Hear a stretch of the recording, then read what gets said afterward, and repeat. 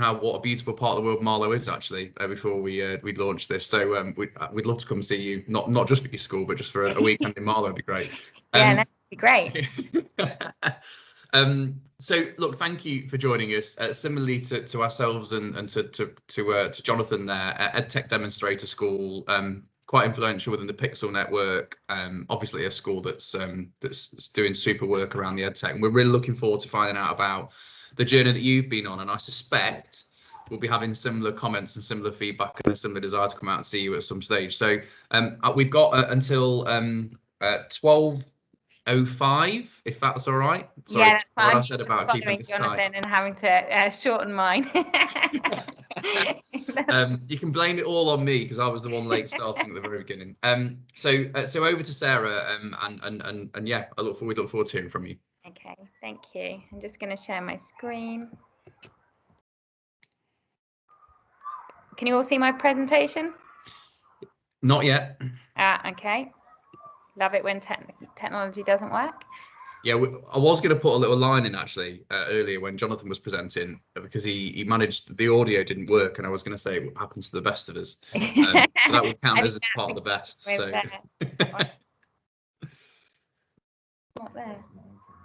I'm having a slight problem with it. Isn't actually work. It isn't linked. It's all right. It's not a problem at all. I'm just gonna, whilst you're doing that, I'm just gonna put some questions in the chat here for Jonathan. It's okay.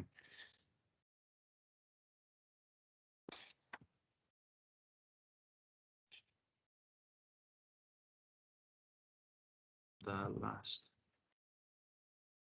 Would it be easier if I bought you a little bit of time, because I've got some things I can talk about now to colleagues before that I would have been doing at lunchtime, if that's okay? Or are we there? We're there. Yeah. Cool. All okay? Super. Over to Amazing. you. Brilliant. Thank you very much. Love a bit of technology, last minute dips. So as you've heard, I'm Sarah Morgan. I'm the head teacher at Danesfield School. We have been on our EdTech journey for about 5 years now. And we started off in our journey where we had bought a set of 30 devices and we didn't really want them to get dusty on the side. So we, as Jonathan has said, we set our vision of what we wanted to achieve, and kind of key of that was looking at the professional development opportunities for teachers. To give you a little bit of context about our school, at this point, we would have very much been described as a coasting school. Our results placed us in the bottom 10%. So we had kind of all around a number of challenges ahead of us. And I think it was this thirst for change that helped us on our journey. I have got a short little video clip now of our school, just so that you can get a little bit of an idea of what a normal day at Danesfield is like.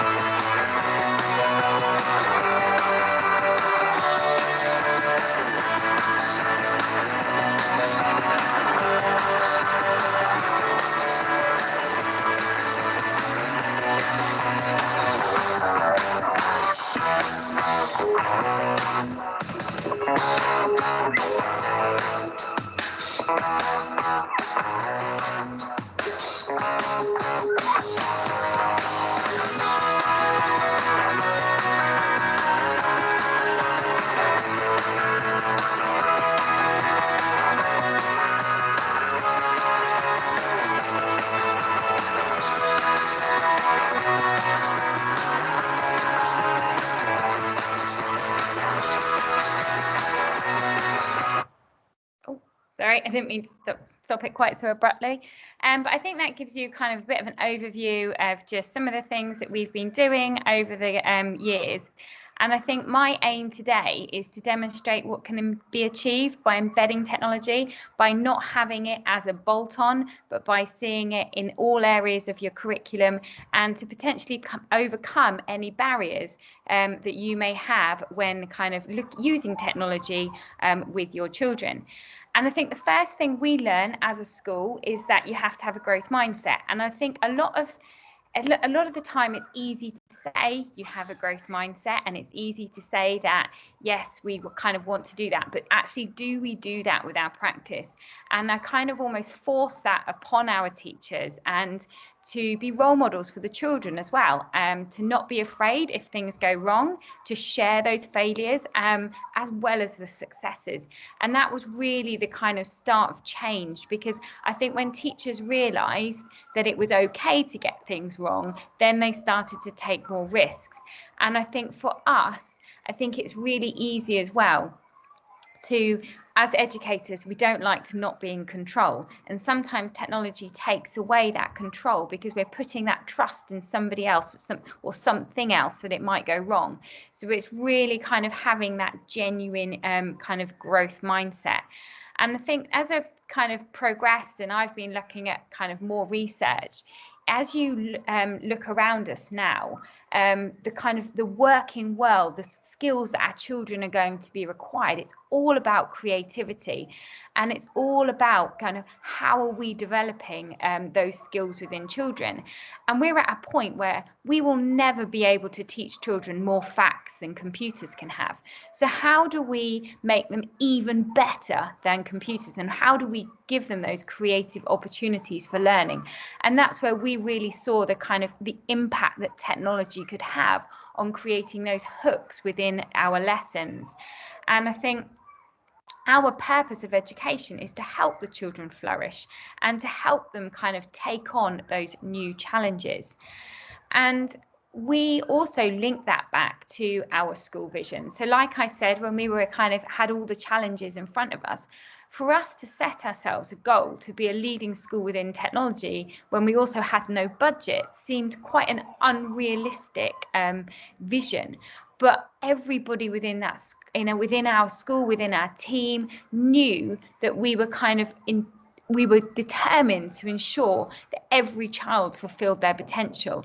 And we wanted to be an inspiring school, not only for our children, but we also wanted to be an inspiring school for our teachers. We wanted to enable them to have the best professional learning development opportunities, and to actually be kind of reviewing our own practice to show that we were a genuine learning culture, and we always kind of keep growing and learning from each other.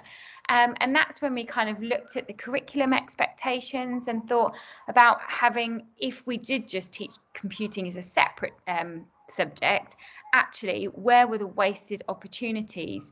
And that's when we, as I said previously, we kind of tried to move away from having as a bolt-on.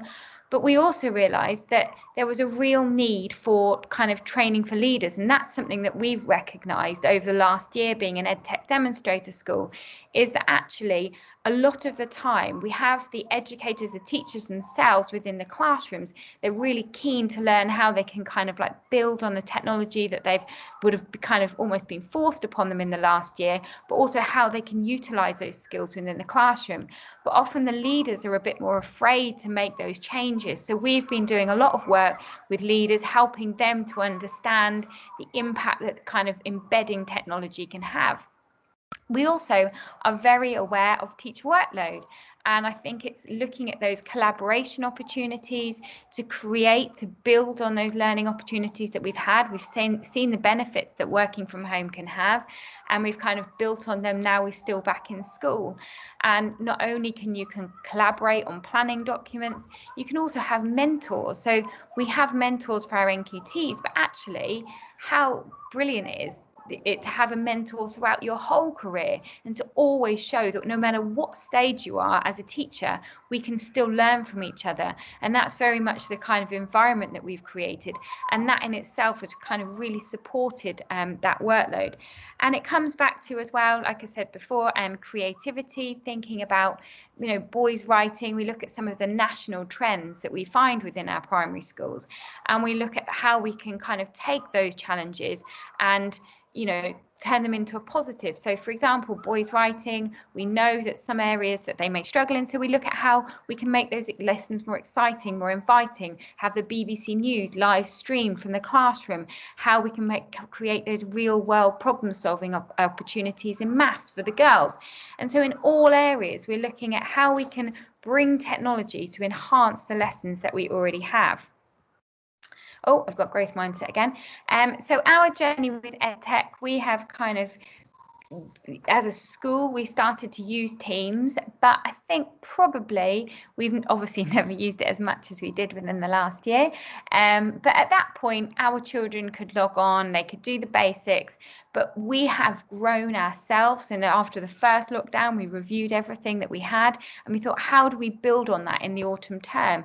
So yes, we use Teams for collaboration. I also use it from a leadership point of view, thinking about how I can share risk assessments and all the policies, and how I can ensure that everybody's actually viewed those documents. Obviously, it was our main learning platform, but then you have things like Flipgrid, and we look a lot at children's well-being, children's mental health. We've used Flipgrid for everything over the last year. We created life skills challenges for the children, so we tried to make them maybe help around the home. So they had to learn how to turn their washing machine on, how to turn their dishwasher on, load the dishwasher, unload the dishwasher. All of those sort of kind of well-being challenges we built into our school day, and the children recorded those using Flipgrid, and it meant that as a head teacher, I could still connect with the children every single day, because I'm able to comment on those. I'm able to record and send my message back. It's not only that, you know, we know that when our children go off into the world of work, they're going to need to have those presentation skills, so they can become a lot more confident at kind of talking to a screen and presenting ideas to each other. QR codes, children may remember areas of the story, but they may need to remind themselves before they've got to actually write the whole story, so they can just scan the QR code and remember that section of the story. And I think with everything, you know, we're not saying that technology replaces teaching, but what we're saying is how it can be used as a tool, like we have other tools, to really enhance the lesson objectives that we're trying to create.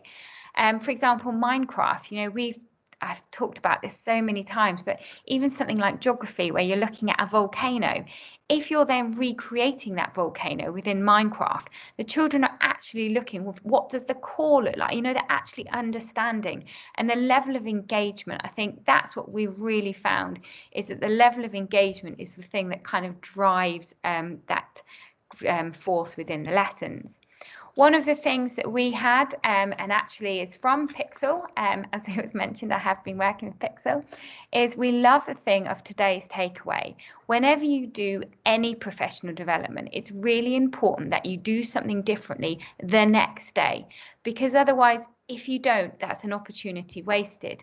And how we used to run and how we still run our professional development opportunities, situations, but actually not all together, is we do either virtually or within a room come together as a team, and we decide the areas that we wanted to look at. So for us, at the start of our journey, we used the Microsoft Educator community, and we would all complete the courses, answer the questions at the end, and then earn the badges. And quite quickly, as a leader, I realized that that was quite overwhelming for every teacher. So what we did is we created experts in an area. We would have a Minecraft expert that would go and research and use Minecraft within their lessons to see all of the kind of ways that they could build on it and find creative, fun, exciting ways. And then they would share that with a team. So we had Minecraft experts, QR code experts, Skype experts. And by having this simple model, it meant that I wasn't asking the teachers to do everything all of the time. They were only having to focus on one area. It also enabled them to collaborate with each other in a way that if we had a teacher who was really confident with a teacher who's not so confident, they were able to share those skills and work together. And by using that, we set ourselves in the beginning a term. We dedicated all of our staff meeting time to kind of becoming those experts. And because everybody knew that that was our focus and that was our priority, everybody was kind of then fully engaged.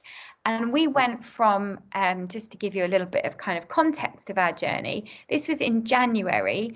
By April of that year, we opened up our school, because what we had also realised along the way was that there wasn't actually that much professional development at the time around. And we opened our school up in April and said, come and see our lessons, come and see what we're doing. And that was kind of really where our journey began with Microsoft. And we became a showcase school and then a training academy. And throughout that time, it's given the staff amazing opportunities. They've had the opportunity to present at BET. The children, it shows how kind of amazingly confident they are when we could have visitors into our schools. They would talk to the visitors. But also, as a school, our staff we've had the opportunity to send staff to Canada, to Singapore. You know, these are opportunities that you don't normally get within a school environment. And I think it's having those kind of, there is no limit to where our teachers can go. And throughout the time, the first thing we do as soon as we have a new teacher that joins a team, we make sure that they go through the same training program as all of us did right back in the beginning, just so that they're kind of really clear of where they needed to be working towards. We have been part of the EdTech Demonstrator School program, as is Jonathan, and I think what this has enabled teachers to have the opportunity is have that kind of free training, but also to help create that vision. And I think at any point you are within your journey, you have to know what you're wanting to achieve. In my mind, and this is obviously a personal view, there is no point just thinking we just want to use technology. You have to understand, what is your why? What are you trying to achieve? Are you trying to achieve a kind of whole school love of learning, and you're doing that by incorporating creativity? What is your kind of the common goal that everybody is working towards? And I think when we've started to work with schools, that's one of the kind of key questions we've really had is, are you trying to encourage all of your staff to be trained, you know, in teaching assistants as well, or are you just focusing on your teachers? So it's really important that you kind of have that goal. And I think for us, that was so important because it shaped our journey, because the whole time everything kind of seemed to be happening with Microsoft, and the teachers were becoming Microsoft innovator, educator, experts within our school. But at the same time, so were our results changing. Everything within our school kind of was changing quite quickly. And at the end of our journey, we are now, I know we haven't had SATs for a kind of couple of years, but the last set of results placed us in the top 0.5%.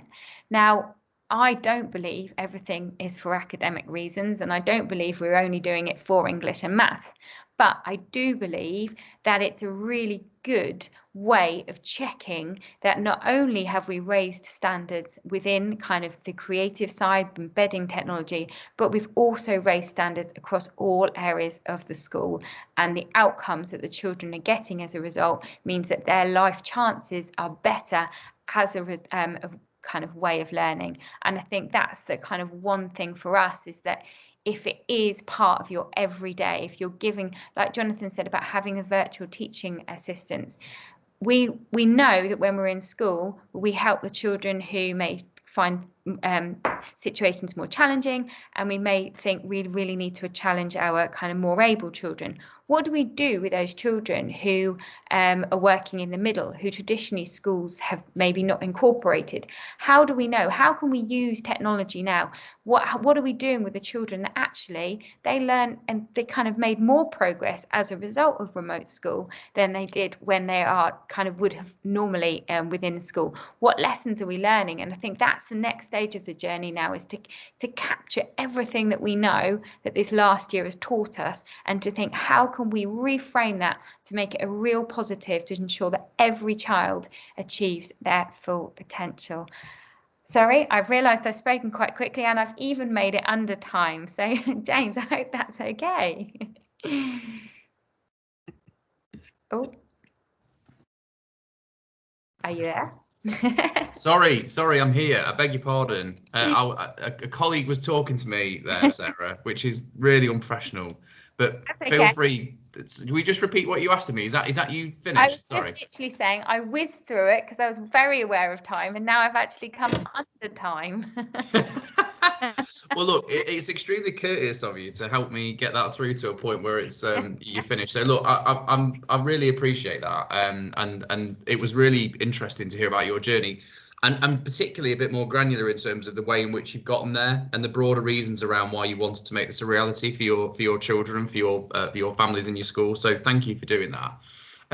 The thing that I heard really there, and I know everyone will be picking up different messages from your input. The thing particularly that I hear is this, and I think we've kind of been building to this point all morning, is this: what are the skills that our children are going to need to be successful in the future? And you referenced that really early on as kind of one of the things that motivated you to sort of make this move technologically. And I really think that we need to reflect on that as a group of colleagues this morning, really, about, how are we? I think it was a comment that someone made earlier about, this is next level. I'm not sure our staff would get on board with this. But the question really, from a teaching perspective is, so what are we preparing children for in terms of their next steps? And we've got to make sure that we're getting our primary pupils ready for secondary, but actually secondary really needs to be ready for the workplace, and the workplace shifts hugely in terms of what skills are required. And I think that this year has taught us an awful lot about the way in which industry's moved, the way retail's moved, the way that, just our consumer habits in general, which often drives the economy and therefore drives the workforce that's required. So I think it's a really good thing for people to reflecting on and when they think about their curriculum design moving forward. Sure. And I think we're in such a unique position where we actually have that opportunity. And for for some, I don't know if I referenced the number. I think it was over 66 million in LinkedIn said that the number one skill required is creativity. So I think we have got to go back. We have got to look at our curriculum, and we've got to think, how are we meeting that need? And it isn't just the primary. We've then got to feed that into the secondary to make sure that they're the same. So yeah.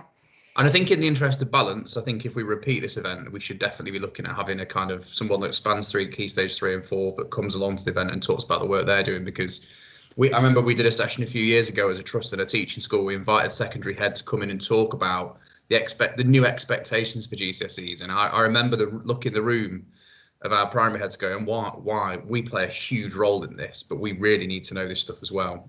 So it's fascinating. So look, thank you so much. No problem. It's great to see you again. And and we'll keep you connected to future events and stuff. Okay, Sarah. Thank you very much for the opportunity. Thank you. So just a brief handover then as we move into the lunch period. There's going to be a 45 or a 48-minute window now for lunch because we've managed to claw that time back.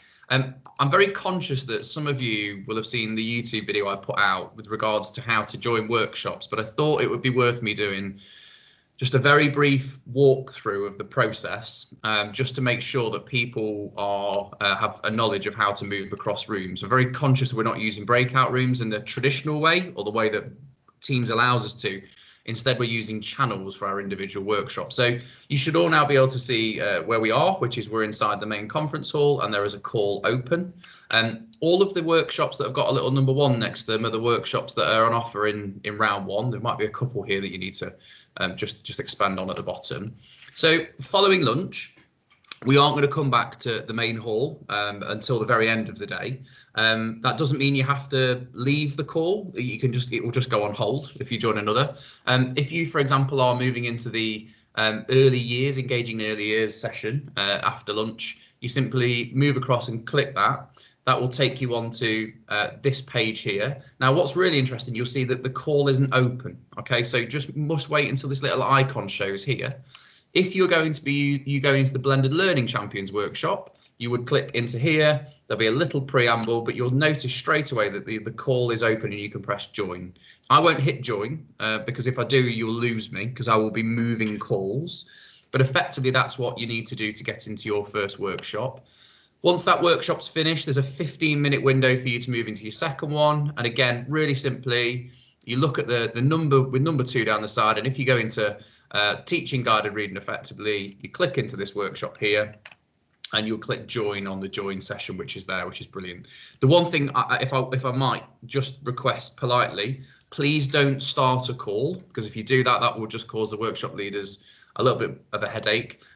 Just look for the little icon and look for the call so you know that it's open and people can join from there on. So I hope that's a little guide and walkthrough and people feel comfortable with that. I'm happy to stick around. We'll be around over the lunch period anyway. So if anyone wants to stay online now for a few minutes, we'll be more than happy to just walk that through. I'm going to stop recording because I'm conscious we don't want this necessarily.